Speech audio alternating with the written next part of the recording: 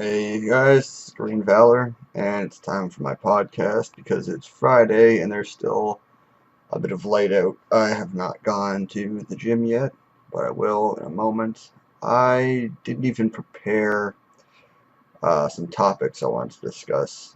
Really, I was just gonna sort of talk about whatever for roughly 30 minutes. The majority of what I'm going to be talking about right now is probably going to be based on what's happening in the media with the Black Lives Matter stuff. So, talking about the back-to-back, well, I don't know what to call them. I can't really call them accidents. That seems a little unfair.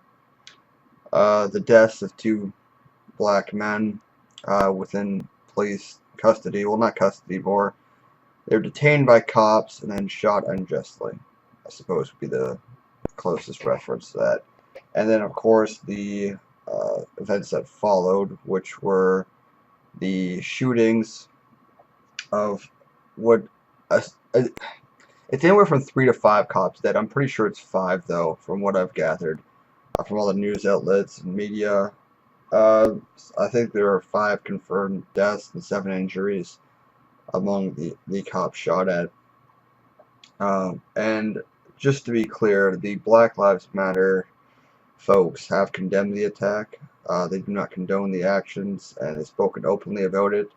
At least the majority, from what I can tell. Although I have seen a few tweets and articles. Well, articles from more niche audiences, not the mainstream media. The mainstream media actually is in support of uh, the rational majority, I should say, where condemning the actions and the attacks on police officers, which I'm glad they're finally starting to change the way they perceive it, because it was wrong. I mean, when I first heard about uh, that, I believe it was yesterday.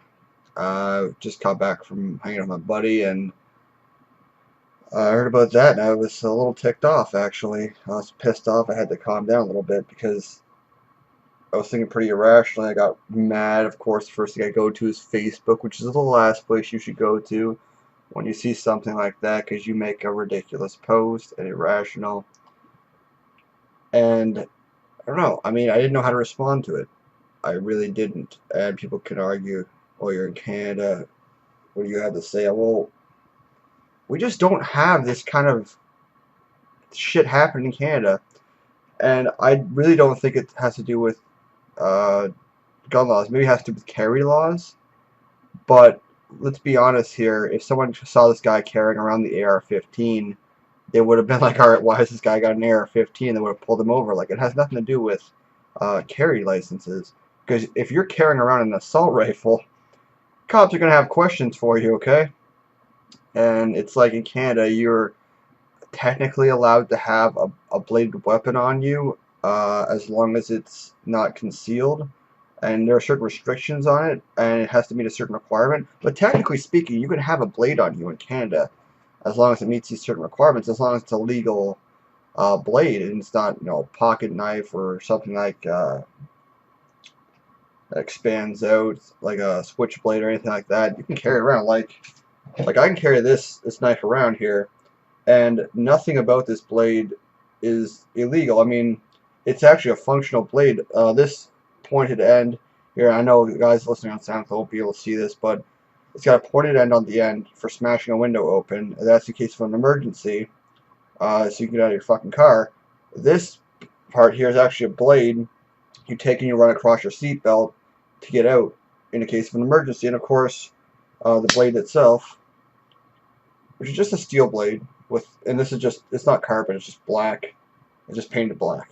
A nice black finish for the blade. And honestly, what I use this thing for is just general use, just opening packages and stuff. And you got these teeth here, and these teeth are designed to cut string. This is just a utility blade, and it's got this little clip here, so I can clip it on the side of my pant pocket or something, if I wanted to. And this is the kind of blade I would take out. Let's say I was going on a hunting trip, or say I was going out camping, I would take that blade with me for utility purposes. But technically speaking, I could take that with me. And the way I opened this blade up was just this little part here, and I just pull it, and it's part of the blade itself, not the handle. So you flick that, and it pops the blade out, but it's not spring loaded. It's just sort of force. Like, I don't know how to describe, but basically it's just designed with minimal force to open up fully. And it takes a bit of effort to actually put back into place. Unlike a spring-loaded knife, it's not spring-loaded, so it's technically legal. And I can carry that around with me as long as I'm not concealing it. But would I do that? No, because it's really suspicious. And if a cop saw me with that, they'd have questions for me. But technically speaking, I can take it around with me, just like this guy with the AR-15. So these gun control laws, I mean, the carry laws, for the most part, I would say they're not really the root cause of the problem. The root cause of the problem is these insane people in America. I don't understand where. It's just this breeding ground of insanity. You've got racists from every angle, you know? Is racism prevalent in America? Well, yeah, but all over. It's not just white people. I don't understand why. I, I can't. And people can get mad at me because I'm just a Canadian stating this stuff. But man, we're looking at you objectively from Canada and the other areas of the world, and we don't understand it. And what would my solution be? Geez, because that's always going to be the question when it comes down to it. That's always the question I pose to people: is what is your solution? Because my solution would be better police practices. First of all, second of all, pay your cops better. In America, I know for a fact because I've talked to security guards and cops get paid less than security guards. That's fucking crazy because in Canada, security guards get paid 3 times less than a cop, and cops are trained way better than police security guards. But security personnel, like private security, have way better training than these cops. I mean, they're almost paramilitary, but they're trained in a way that's just proper, in a way that most cops in Canada are actually trained. And it's insane to me because these cops seem to be trained like they're a militia. And I've seen videos all over, and yeah, these cops are trained to perceive the general public as a threat instead of each and every general situation. And I don't understand that. I mean, I know training in Canada because I've talked to cops and I went through the training program. I went through college to become a cop, as I've stated before, that it's not necessarily that. I mean, you still have this perception that anything could happen at any time, and you always have to be cautious and aware. And that threat display, that demeanor of like I'm in control, that's still prevalent among all police agencies in the world, from as far as I can tell. They all want to maintain that I'm in control scenario. This isn't new. This isn't something America only has. All police agencies in the world have this, from what I can tell, especially in Canada. If Canada has it, then I'm sure other countries have it. So that's not the case. It's not, because I've heard that argument where it's like, well, cops must perceive general public as a possible threat. I'm like, well, all cops do that. It's not just America. Canadian cops perceive it the same way too. So that's not the case. But maybe it's that their interaction with the public is very, well, it sucks. That's possible because I know policing agencies, at least in Canada, I can't speak for around the world, but I have seen articles. I mean, Canadian cops do interact with the people for the isolated, and you can probably talk to them, and it's no problem. And I've had people argue that this cop gave me shit. It's like, well, what did you do? It's like, well, I had blade on me, and a red. I'm like, yeah, well, he's gonna be a dick because you broke the law, or you were suspicious. That's just naturally gonna happen. But in general, cops are pretty nice people. At least in my experience, I've always had a good rep with cops, so never a problem for me. And I know before you say like, oh well, that's because you're white. No, I know black guys that are really good with cops. I know Arabs that know are really good with cops. Asians, well, Asians kind of keep themselves mostly, but the ones that I know, they're pretty good with cops.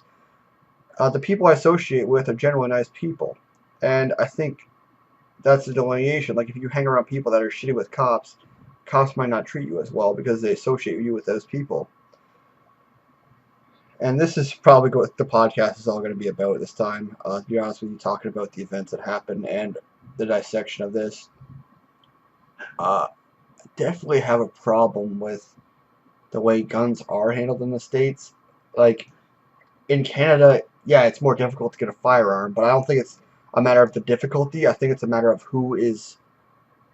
uh, who is technically who should have a gun, really. Because if you're mentally unstable, you shouldn't have a firearm. So I don't care how much if you're on meds, you don't get a firearm. That's kind of how it is. If you want to get a firearm, you gotta get off the meds.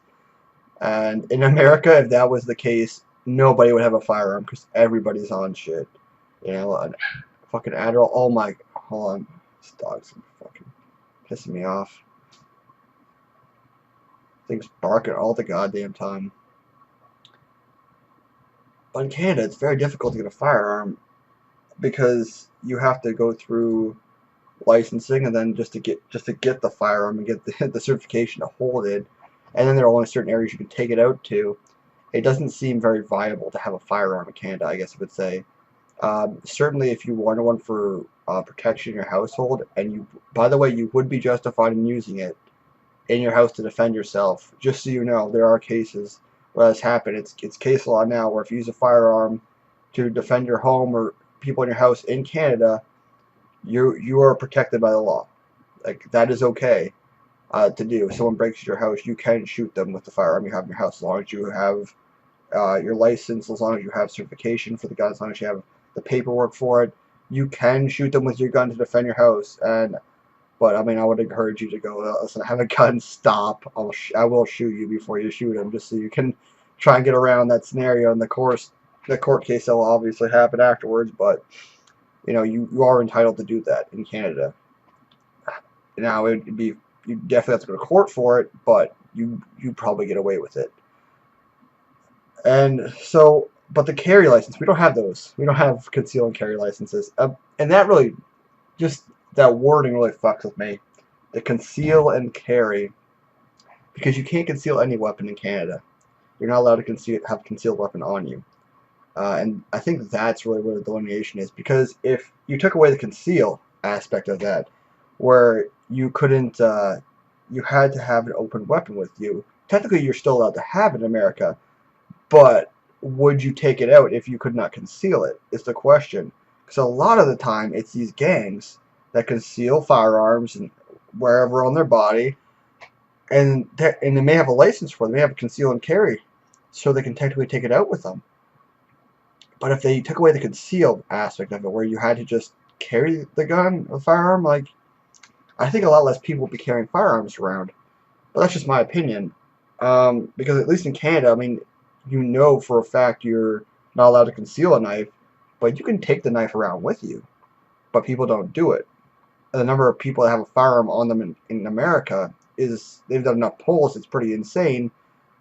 But if they couldn't conceal it, would that number increase? And we could just do an experiment in some gun heavy area where they have conceal and carry permits. Just take away the conceal and keep the carry permit, so they're allowed to have their guns. They just can't conceal it, and see if the number of people that hold guns goes down. Because if it does, then obviously we know that's a good step forward.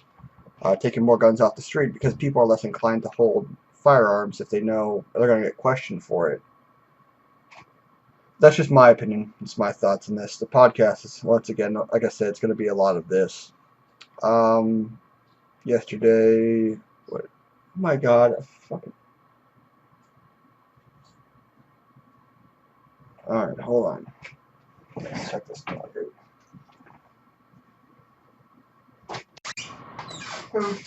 Stop it! Stop scratching the door. Moving the door.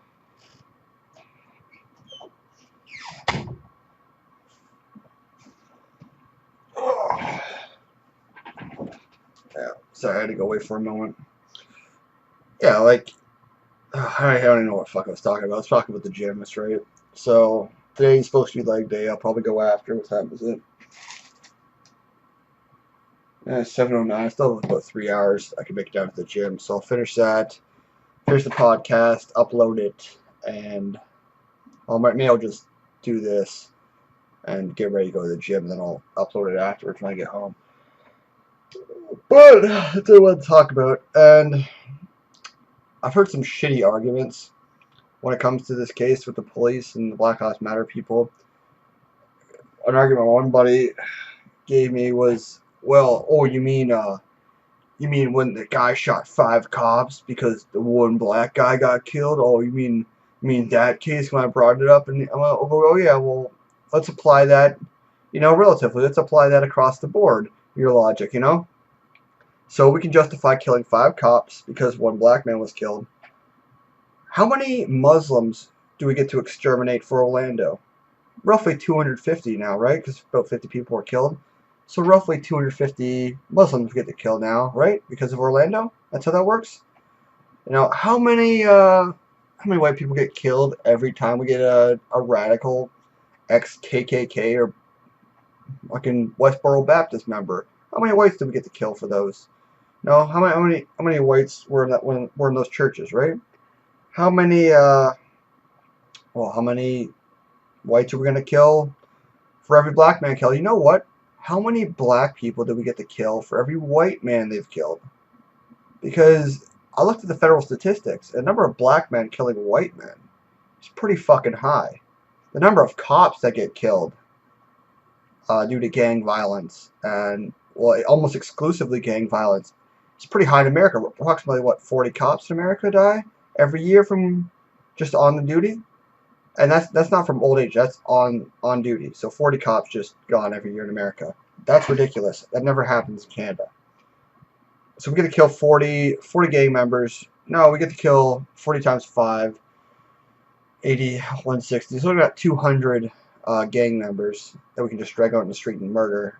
Suspected gang members. Just applying that logic consistently, mind you. I'm not an extremist. I'm just trying to apply your logic consistently. So every time, you know, one of these people gets killed, we get to go kill 5 of the opposing side. That's ridiculous. You can't apply that logic consistently. You're biased if you think it works here but doesn't work here, which is obviously going to be your conclusion. Well, it's okay because this was a black man. No, you can't apply that logic consistently, which means it's flawed. Stop it. Stop trying to. You weren't thinking before you stated that. That's basically what that comes down to. Yes, I have Subway. I love Subway. I don't know. I didn't know how to respond to that initially, and I couldn't respond one way or the other, to be honest with you. Uh, Logically, you might think that I went, all right, well, we need to be harsher on these Black Lives Matter people. We need to abolish it completely. But, I mean, they condemned the action, which is all they could really do. They tried to disassociate with this person who stated that he was part of Black Lives Matter, but the majority, from what I've seen, have tried to disassociate with him, which is what they should be doing. Which is what the Muslims are starting to do with the extremism, like the Orlando shooting. They're starting to condemn those actions, which is great.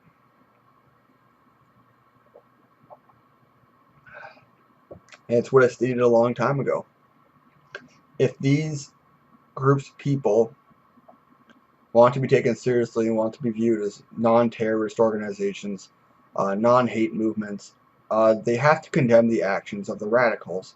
And I understand the argument, they shouldn't have to justify their arguments because of some radicals. And for that, I would agree with you. They shouldn't have to, but the reality is that they do have to. Because if they don't, unfortunately, people will perceive it in a certain way, and I know I have. So in this particular case, yes, they do have to condemn these actions publicly because they are an organization. It's like stating that a government doesn't have to justify or talk about, say, a terrorist attack on Russia because I'm an American citizen. America has to talk to Russia about it. America has to come open about it and condemn the action. If they don't, that could lead to war. Okay, these are real things, real scenarios that could happen. These have to be addressed. If they have to be addressed at the top level, you better believe that have to be addressed at these levels. Especially when we've got life and death coming into the scenario. You do have to address it like this. These are lives being lost. You have to talk about it this way. If you don't, you risk becoming martyred and your organization falling apart. It's the way it is. This cycle of violence and vengeance, you're just going to continue it until you condemn these actions and take it to court. Like that case with the man who was shot, the black man that was shot unjustly, arguably unjustly. I've looked at the video, and although the video was taken away for a minute, and you could argue that we didn't know if he pulled a gun, honestly, it looked like it was unjust in the shooting. You'd have to have your blinders on for that one. So, but he's taken to court. They take the cop to court, which is what they're supposed to do, and it looks pretty bad for the cop. And that's actually the way you're supposed to address this. You take the guy to court.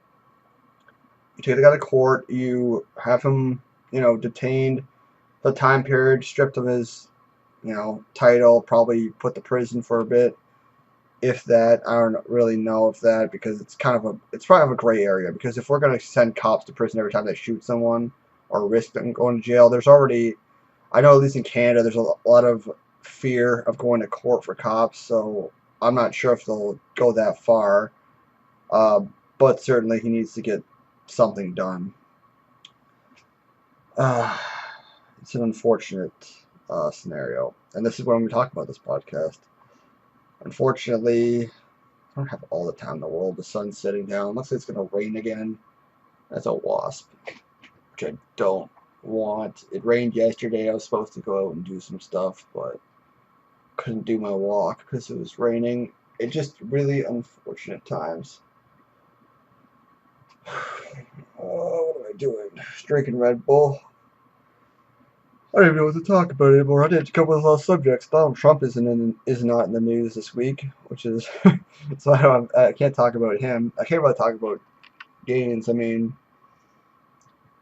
oh yeah, I bought this. What was it? This creamer substitute with hazelnut, and I'm gonna try putting that in my post workout because it tastes pretty fucking delicious. Try it with some milk.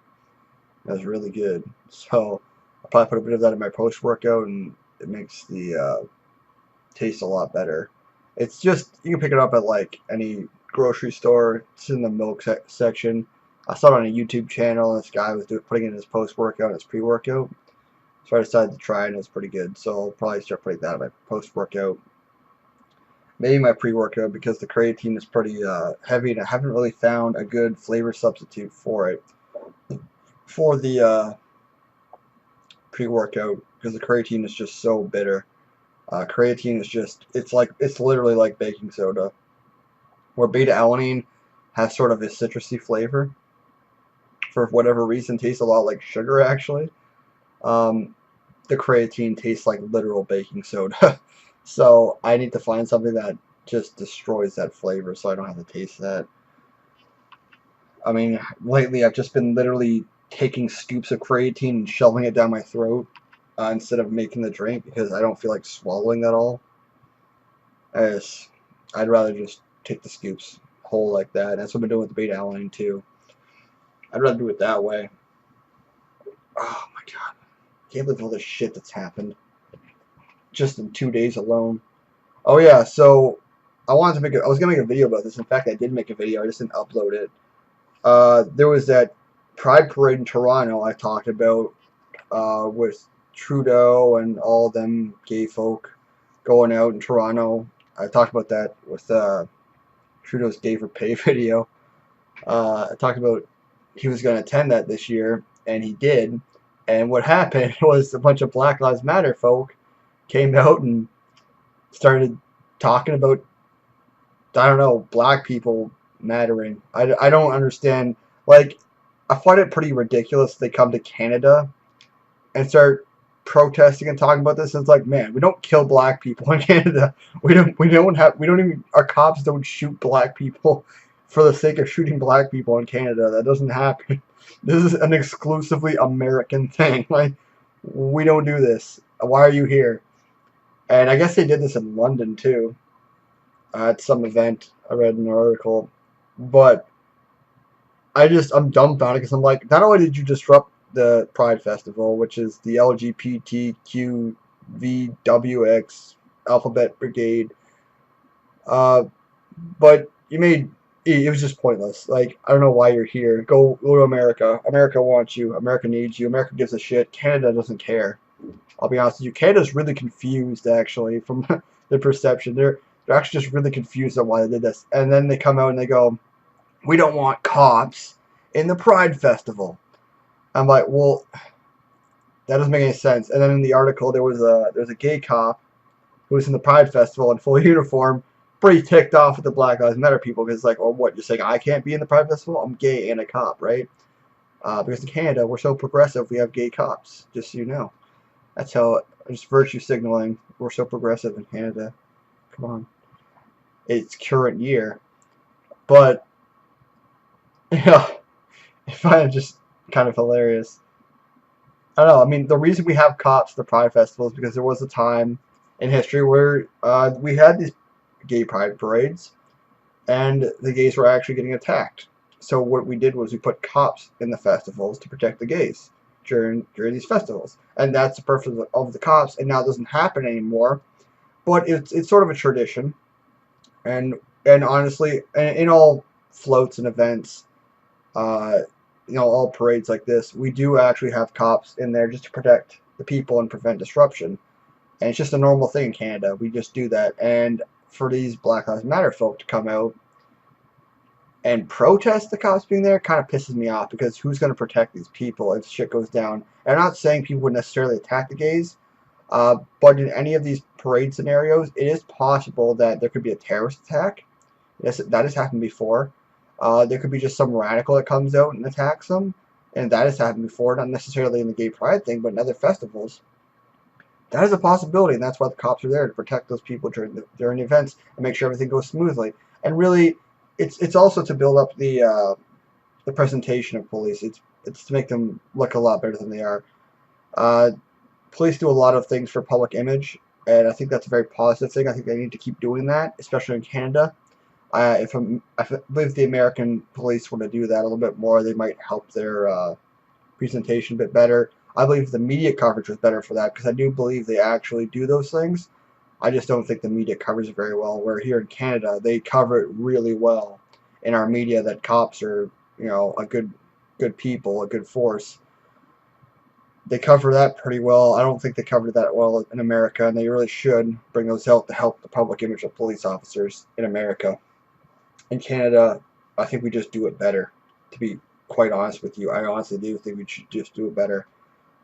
Also, I have a problem with the way American police, they're so free with their firearms.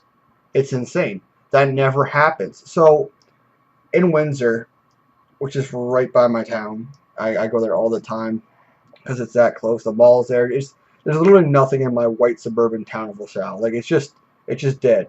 There's no entertainment value. I gotta go to Windsor. Like I gotta go next to Windsor because there's actually shit to do in Windsor. It's an actual city, so I can go to Windsor and have fun, gamble if I want to, get a prostitute, just really fuck shit up. Go downtown, grope a chick, because they're all into getting groped downtown.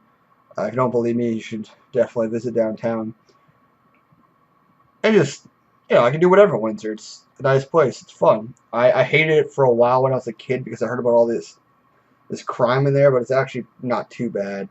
Uh, Especially now that I'm a lot older, I don't have too many people I fear. I'm bigger than most people, so I'm not just talking about road 10. Like, I got a lot more muscle mass than most people I come across, and the people that have a lot of muscle mass are good fighters. They tend not to start shit. They tend to have a lot more respect for people, so that's good. But like I was saying, like, if, say, we've had a lot of shootings in Windsor, right? In these shootings, you might have anywhere from 3 to 6 cops come in there in standard uniform, bulletproof vests, obviously, they all have that standard, and their sidearms. And very rarely will you see anything beyond those sidearms, even in a shooting scenario. I remember once when I was a kid, we saw a cop car, and this was the only time this ever happened. We looked in the back because he stopped, pulled us over when we were riding our bikes to tell us we were biking on the wrong side of the road. We looked in the back, we saw a shotgun just mounted on the back there, and it was locked up pretty well, so you had to go through a bit of effort to take it out. Whereas I don't think that would happen in America. I think they would just have shit in the back that they would take out, because the number of pictures I see with American cops with just straight up rifles is insane. It hardly ever happens in Canada. Maybe it's just the way the media is perceiving showing these cops, but that's the only thing I see, really, and I don't have that happen in Canada. In Canada, if there's a violent situation, you might get 2 or 3 cops coming in there and defusing the situation. In America, you'll have a full squad coming up in riot gear with tear gas and assault rifles ready to fucking gun them all down. Like, just I don't. Once again, I don't know if it's just the perception of the media or if that's how American cops actually handle these situations. But if that is the way they handle these situations, it's probably the wrong way to do it. If you want my honest opinion, just by the way Canada's perception of the cops are, the rate of death for Canadian police officers so low compared to America. I think that's honestly what it is. I'm not saying Canada is superior in every way. I certainly am not saying that, because there are areas of America that I wish Canada would adopt like that, like a bit of a bit more nationalism. To be honest with you, we feel I think it just seems like Canada's disgraced for being Canadian, and I get the arguments, but we're Canada now. You have to talk about the present, and you should have pride in your country. Uh, if you come to Canada because you think it's a better place, sorry, but you're Canadian now. You're not whatever you were before. You should be happy about it.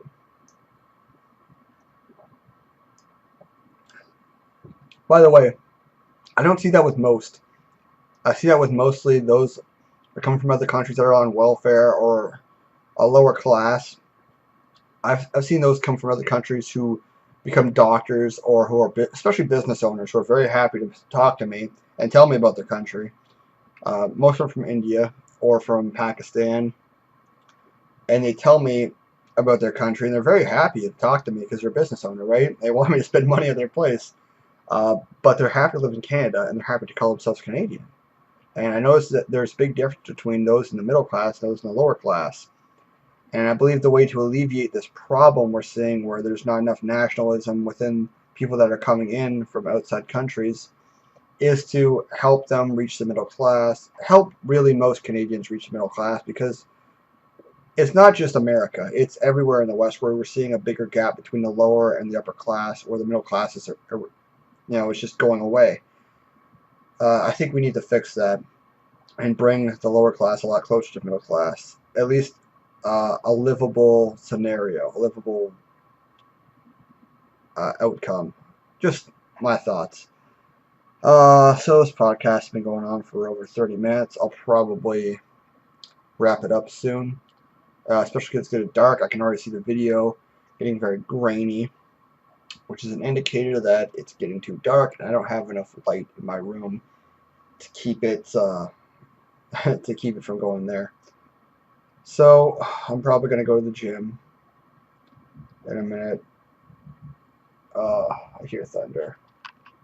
Maybe I won't go to the gym. Maybe I'll just take a rest day.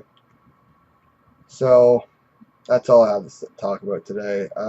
This has been Green Valor. I'm not sure what I want to do as far as exposing this second channel, because I don't see a lot of people looking at it. So I might just post something on my main channel or something. I don't know what I'm going to do yet. But I'll upload this to SoundCloud, and I'll upload this to my second YouTube channel if anyone wants to watch it. This has been Green Valor. Like or dislike depending on how you feel. Subscribe if you like the content, and of course comment, because I do love suggestions. I want to hear what you think. Most importantly, I want to hear your solutions to these issues that occur in America, specifically from Americans, what you feel would help. And if you have questions about Canadian policing, by all means ask me. I know quite a bit about it. I know patrol methods, things like that. General stuff about Canada that you might find different than America. Just ask questions. I have no problem answering. But you guys have a good day.